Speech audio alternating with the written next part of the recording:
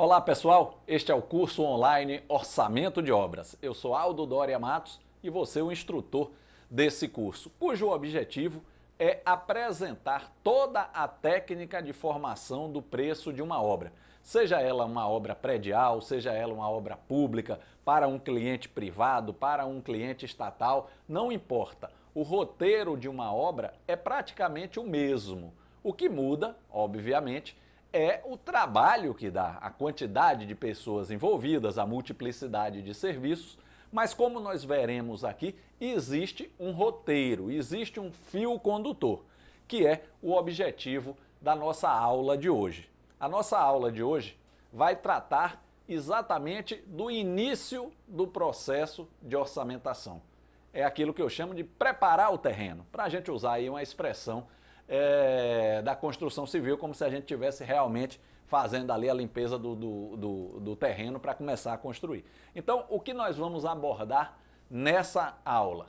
O objetivo dessa aula, está aí no slide, é apresentar os passos que compõem esse roteiro da formação de preço do orçamento de uma obra típica. E, em seguida, eu vou mostrar a vocês a utilidade de vários produtos que vão sendo gerados ao longo da elaboração do orçamento.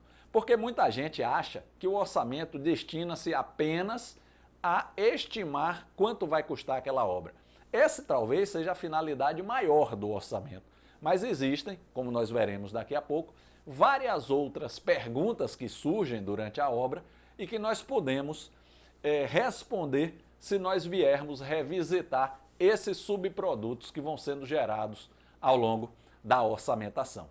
Por que eu uso umas horas a palavra orçamento e outras horas orçamentação?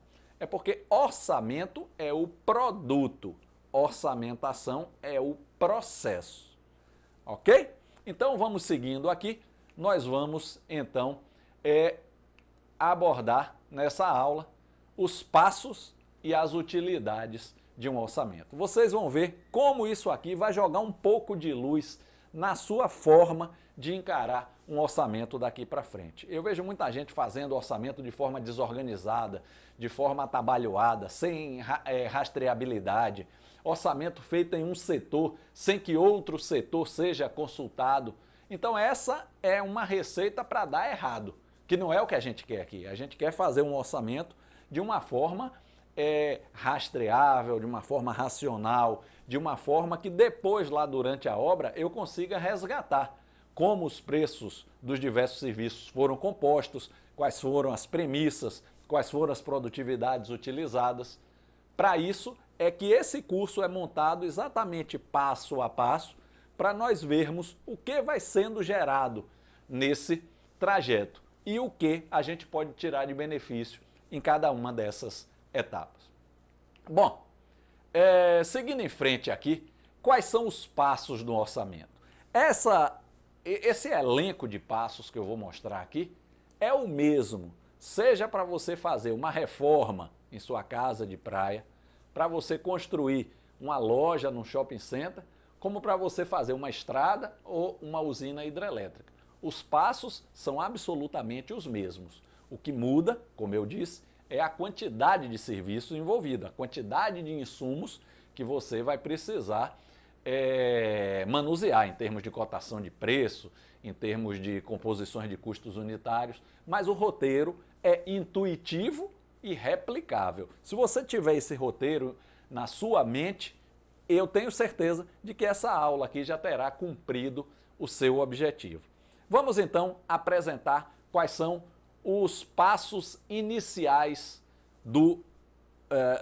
da orçamentação desse processo. Primeiro é aquilo que eu chamo de condições de contorno. Eu não posso sair compondo custo de escavação, custo de concreto, de forma, se eu não conheço o ambiente em que a obra está inserida. Eu não estou me referindo apenas a ambiente do ponto de vista climático. Eu estou me referindo a quais são as condições de contratação, quais são as regras que regem aquela determinada execução de obra, E muito importante nessa época é fazer uma visita de campo.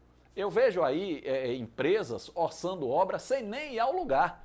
Outro dia eu vi uma empresa orçando uma obra, a obra era para o dia seguinte, o edital tinha acabado de chegar. Então o que fez o orçamentista? Abriu lá a planilha e ficava ditando o serviço e um outro dizendo o preço.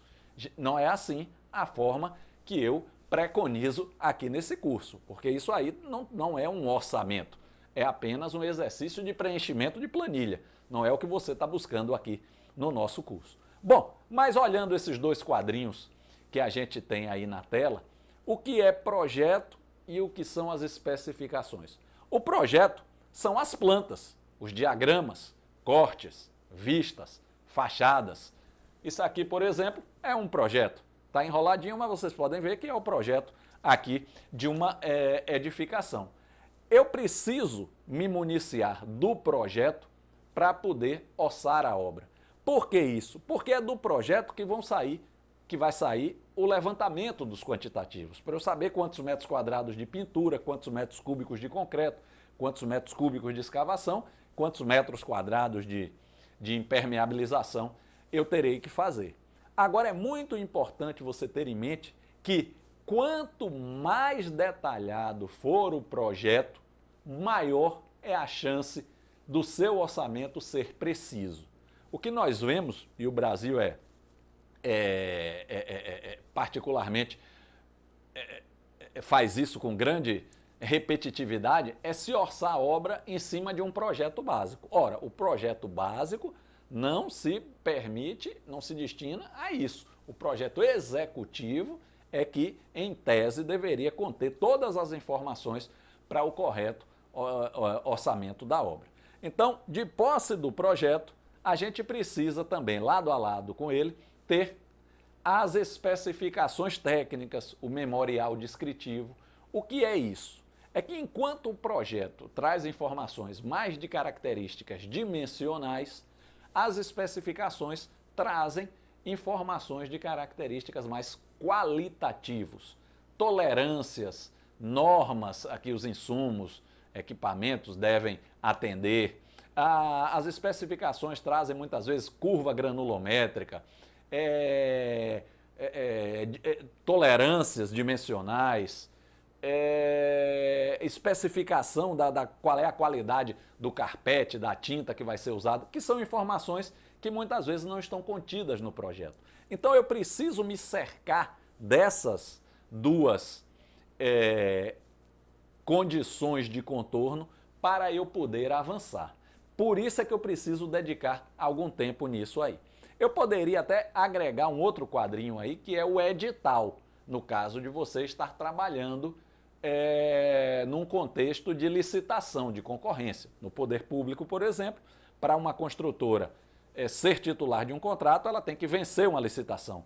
E as regras do jogo estão explicadas no edital. Eu posso trabalhar de noite, eu preciso terminar determinada etapa até um marco intermediário, quais são os seguros que eu preciso apresentar. Essas informações todas que estão dentro dessas condicionantes do orçamento, vem logo no início. Só tendo conhecido esses aspectos é que aí eu posso avançar com propriedade. E aí eu então entraria no segundo quadro, no terceiro quadrinho aí, que é a segunda camada do processo de orçamentação, que é o levantamento dos quantitativos. Nós vamos destinar algum tempo aqui numa aula mais à frente para tratar de levantamento de quantitativos. Esse é um trabalho que muitas vezes é destinado a um estagiário, mas tem uma ciência nisso aí. Porque levantar quantitativos não é simplesmente calcular a área e calcular volume em cima da planta ou de um desenho no computador. Muitas vezes eu preciso saber se a obra é feita em fases. Então, ao calcular os quantitativos, de nada adianta eu dizer tem 3.000 metros cúbicos. Eu preciso saber em que pontos estão, se é que a obra vai ser fatiada, se é que a obra é dividida em lotes ou em etapas, em quarteirões, em alguns eventos sucessivos. Esse levantamento de quantitativos a gente vai tratar daqui a pouco. Mas qual é a importância dele? É eu como orçamentista, saber qual é a quantidade de cada um dos serviços que eu precisarei orçar. Em seguida, a gente vem na parte mais palpitante do orçamento, é a parte que leva mais tempo, é a parte que mais desafia o orçamentista, que é montar composições de custos unitários para cada serviço da obra. O que quer dizer isso? Esse nome aí, composição de custo unitário, quer dizer uma pequena tabela através da qual eu calculo qual é o custo de uma unidade do serviço. Quanto custa uma unidade, 1 metro quadrado de reboco, 1 metro quadrado de chapisco, 1 metro cúbico de concreto FCK 25 MPa. Quanto custa 1 metro cúbico de escavação de material de primeira categoria. Veja que nessa fase aí o objetivo é a gente chegar ao custo de uma unidade de cada serviço, para depois nós multiplicarmos pelos respectivos quantitativos da etapa antecessora, para nós termos então o total do custo direto da obra. Essa é a etapa do orçamento que mais leva tempo e onde muita gente erra. Erra por premência, erra por falta de tempo, mas erra também por falta de conhecimento ou por ser meramente um preenchedor de planilha e não um orçamentista. Ao longo do curso eu vou dar algumas dicas sobre isso. Em seguida, nós temos aí então, tendo feito o custo direto, nós passamos para o custo indireto. O que é que estaria abrigado dentro desse guarda-chuva do custo indireto? Aqueles custos que são mais de natureza de supervisão, como por exemplo o custo do engenheiro da obra, da secretária, da vigilância, o custo do técnico de segurança do trabalho e das despesas correntes, como eletricidade, como água, como despesa de escritório, como a despesa do cafezinho. Então, essa outra categoria de custos está lado a lado com o custo direto. Custo direto, custo indireto, os dois juntos somados perfazem o custo total da obra. Se eu for construir para mim, é aqui que termina o orçamento, porque não haveria a figura da venda, da emissão de uma nota, de uma relação comercial. Mas se eu sou um construtor, construindo para uma cadeia de supermercados, para o governo, para uma indústria, nesse caso, como existe uma relação de venda de serviços, eu então aí preciso agregar os impostos que incidem sobre essa operação de venda e colocar o lucro que eu, construtor, gostaria de auferir ao final da obra. Essa parte aí também tem alguns pormenores que nós vamos explicar direitinho aqui no curso. Só dessa maneira, com o custo direto, o custo indireto, os impostos e o lucro, é que finalmente, olha o caminhãozinho passando aí, a gente consegue chegar no preço de venda da obra. No caso de uma concorrência pública, esse é o valor que vai na minha proposta, que está lá dentro do envelope que eu entrego na comissão de licitação. Se for entre privados, esse é o valor que eu vou ofertar ao meu cliente. Bom, esse aí é o arcabouço do orçamento de uma obra. Como eu disse, isso aí é utilizado para todo tipo de obra, indistintamente. O nosso curso, daqui para frente, é pegar cada caixinha dessa, tirando projeto e especificação, começando ali no levantamento de quantitativos, cada módulo destina-se a explicar um passo do orçamento de obras. Eu tenho certeza que vai ficar claro para você, porque eu tenho visto quais são os problemas, quais são as dores e quais são as deficiências de formação dos orçamentistas e dos administradores de obra como um todo. E eu vou dar algumas dicas e fazer alguns alertas para você não incorrer em erros tão crassos como eu vejo de vez em quando. E para a gente seguir, eu queria dizer que esse aí é um livro de minha autoria, Como Preparar Orçamentos de Obras. Essa aí é a terceira edição do livro. É um livro que caiu no gosto aí dos estudantes, dos professores, dos gestores de obra, graças a Deus, porque eles acham que é um livro mastigado, que traz o conteúdo de uma forma clara. E se você precisar se aprofundar mais sobre os conceitos deste curso à distância, eu recomendo que você consulte esse livro aí, tá certo? Eu tenho certeza que você vai gostar. Não é porque eu sou o autor, não, é porque o livro é bem explicadinho. E quais são as utilidades do orçamento? Se você perguntar a 10 pessoas aí, para que serve um orçamento? A resposta mais óbvia, a resposta mais comum que você vai ouvir é para estimar o custo daquela obra. Ótimo. Essa realmente é a finalidade precípua do orçamento. Mas ao longo do processo, nós temos algumas outras informações interessantes que surgem nesse processo e que são interessantes não só para quem está orçando a obra, como para quem vai gerir a obra. E aqui vai uma constatação que eu faço nas construtoras em geral, principalmente nas médias e pequenas, é que orça-se de um jeito e constrói-se do outro. O orçamento fica sendo um setor envolto numa muralha e a execução da obra, a produção, é como se fosse um outro feudo envolvido em outra muralha. Mas não deve ser assim, porque o sucesso de quem vai fazer a obra depende do trabalho daquele orçamentista que entrou antes. Vocês concordam com isso? Porque quem vai fazer a obra, se a obra tiver sido mal orçada, vai ter que conviver com aquele mau orçamento. Por outro lado, se quem vai fazer a obra pega um orçamento feito de uma forma racional e confiável, ele terá uma vida mais fácil no desenrolar da obra. O segundo ponto aqui, que é importante de se destacar, é o peso que cada serviço tem no todo da obra e o peso que cada insumo tem no custo total da obra. Para que eu preciso dessa informação? Essa é uma informação que normalmente sai como um relatório ao final do orçamento, chamado curva ABC, nós vamos tratar disso em outro módulo, e que tem a função de explicar qual é a representatividade de cada serviço ou de cada insumo no todo da obra. Então, vamos supor que eu esteja fazendo um prédio e eu sei que o cimento vai aumentar 5%. Como é que eu sei qual é a repercussão disso em reais no custo da obra? É só através da curva ABC que eu conseguirei responder a essa pergunta. Você vai entender o que é isso quando a gente chegar nesse módulo. O terceiro aspecto importante aí da utilidade do orçamento é que o dimensionamento das equipes é feito lá na época do orçamento. O orçamentista estipulou, olha, eu uso um ajudante para cada armador.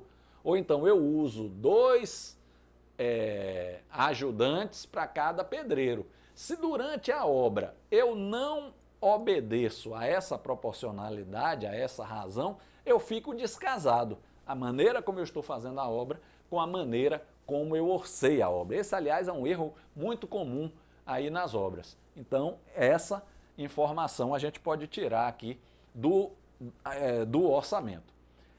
Um terceiro ponto importante também é as metas de produção. Porque, veja só, lá na elaboração do custo direto, quando se monta uma composição de custos, o orçamentista precisa utilizar uma premissa de produtividade. Vamos supor que seja o serviço pintura.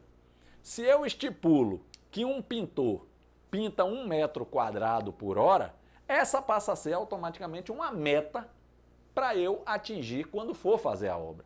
Porque se o pintor pintar mais de 1 metro quadrado por hora, ótimo.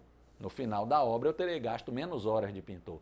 Por outro lado, se o pintor estiver fazendo 0,9 metros quadrados por hora, eu terei um acréscimo de horas de pintor, o que é ruim, porque vai corroer uma parte do lucro que eu pretendia auferir no final da obra. Estão entendendo como tudo está interligado? Esse é um processo que vai gerando uma série de elementos para facilitar a sua vida na obra. Também nós temos aqui um plano de compras. Isso serve para o setor de suprimento da obra. Porque uma coisa é eu orçar durante a fase de proposta, durante a fase de estudo, durante a fase de orçamento. Outra coisa é eu ter certeza que estou comprando aquele insumo igual, por um preço igual ou menor do que o que eu orcei. Então, também do orçamento, a gente tira esses preços de insumo que eu utilizei no orçamento e dou isso aí como um desafio, como uma meta para a equipe gestora da obra conseguir comprar mais barato. É tudo interligado. E por fim, eu tenho aqui que destacar que o orçamento se casa com o planejamento nisso que se chama de cronograma físico-financeiro. É quando eu pego o todo da obra, em termos de custo, e distribuo ao longo do tempo, quando eu tiver o planejamento da obra. Então, assim, se minha obra vai custar 10 milhões de reais, eu vejo como esses 10 milhões de reais vão ser gastos ao longo do tempo. Eu espero ter dado aí um apanhado da técnica orçamentária e a partir dos próximos módulos a gente vai agora arregaçar as mangas e começar realmente a fazer um orçamento na prática. Grande abraço!